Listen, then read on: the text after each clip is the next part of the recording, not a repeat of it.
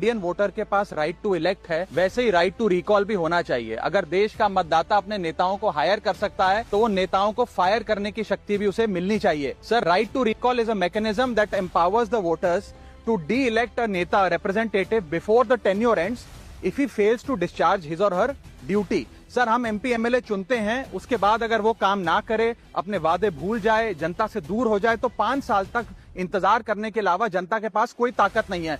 कोई interim provision नहीं, कोई अकाउंटेबिलिटी नहीं, कोई परफॉर्मेंस रिव्यू नहीं, कोई करेक्टिव ऑप्शन नहीं। चुनाव से पहले नेता जनता के पीछे और चुनाव के बाद जनता नेता के पीछे। 5 साल is too long a period in this day and age. अगर एक गलत फैसला गलत नेता को चुनने का लिया तो लाखों लोगों का भविष्य अंधकार में जाता है और पूरा क्षेत्र पीछे जाता है। Sir, we can trust our voters to elect. हमें अपने मतदाता पे विश्वास करना चाहिए कि वो अपनी गलती बदल भी सके राइट टू रिकॉल की ताकत से। Sir, let me clarify that right to recall is not a weapon against politicians, it is an insurance policy for democracy।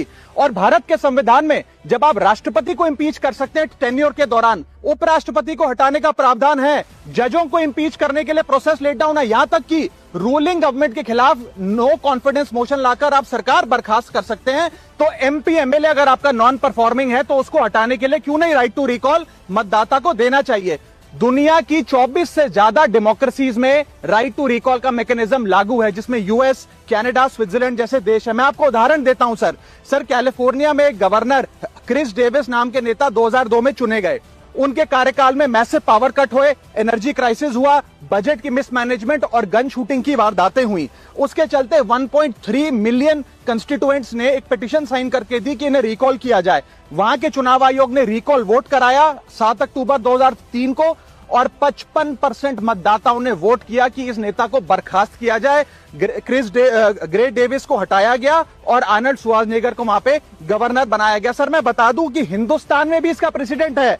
Karnataka, Madhya Pradesh, Maharashtra और राजस्थान में रिकॉल मैकेनिज्म ग्राम पंचायत के स्तर पे लागू है और ग्राम सभा के लोग मतदाता वोट करके उन्हें वापस बुला सकते हैं। सर, लेकिन इसका मिसयूज ना हो इसलिए हमें सेफगार्ड्स भी बनाने पड़ेंगे। एक थ्रेशोल्ड रखना चाहिए कि 35 से 40% मतदाता अगर साइन कर दे तभी राइट टू रिकॉल वोट करवाया जाए। नेता को 18 महीने के लिए परफॉर्मेंस पीरियड देना चाहिए, कूलिंग ऑफ पीरियड, जिसमें उसे ना हटाया जाए। स्पेसिफिक ग्राउंड्स फॉर रिमूवल होने चाहिए ताकि फ्रिवलेस ग्राउंड्स ना हो और रिकॉल कम से कम 50% वोटों के बाद हो। ऐसा होगा तो पार्टियां भी ऐसे लोगों को टिकटें देंगी जो परफॉर्मर्स हो, ना कि नॉन परफॉर्मिंग एसेट, और भारत की डेमोक्रेसी मैच्योर होगी, सिटीजन एम्पावरमेंट बढ़ेगा and recall will give the voter the power to fix that right now. Sir, Indian voter के पास राइट टू इलेक्ट है, वैसे ही राइट टू रिकॉल भी होना चाहिए। अगर